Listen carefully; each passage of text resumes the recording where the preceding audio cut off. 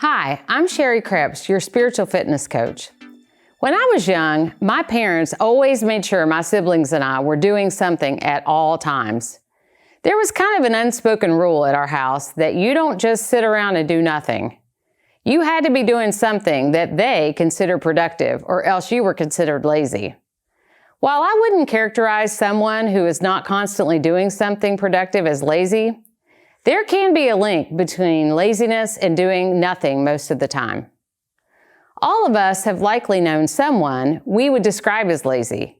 We might even think of ourselves as lazy at times. But what is laziness? When I think about laziness, I think about lack of motivation, someone who makes excuses for why they don't accomplish something, a half-hearted effort, and doing the bare minimum instead of going the extra mile. I believe it's possible to be busy or active and still approach things with an attitude of laziness. Does laziness matter to God? What does the Bible say about laziness? In Colossians 3, the Bible says, "Whatever you do, work heartily as for the Lord and not for men, knowing that from the Lord you will receive an inheritance as your reward. You are serving the Lord Christ." Another translation says, "Whatever you do, work at it with all of your heart, as working for the Lord, not for human masters." Do you ever think about the work you do on a daily basis being about something or someone larger than just the task at hand?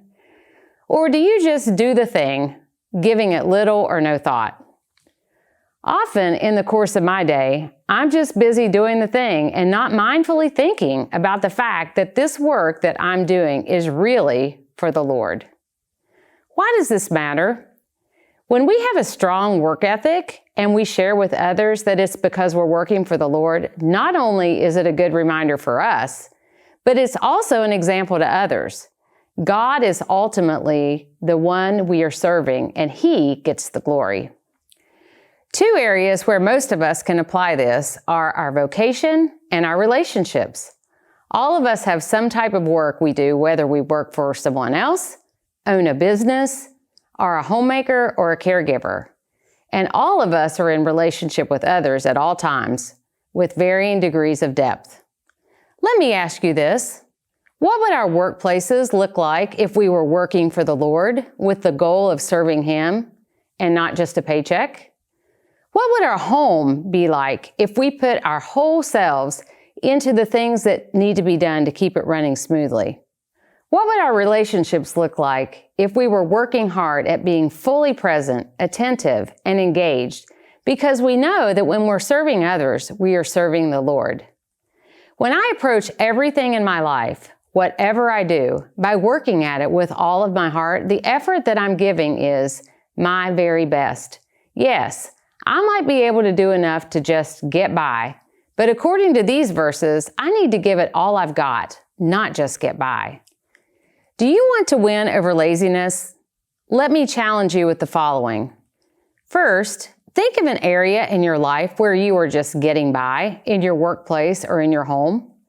Intentionally decide to work at that one area with all of your heart, as though the Lord is your boss or supervisor. Secondly, think of a relationship in your life that could use some nurturing. It may be with a friend, relative, child, your spouse, or significant other.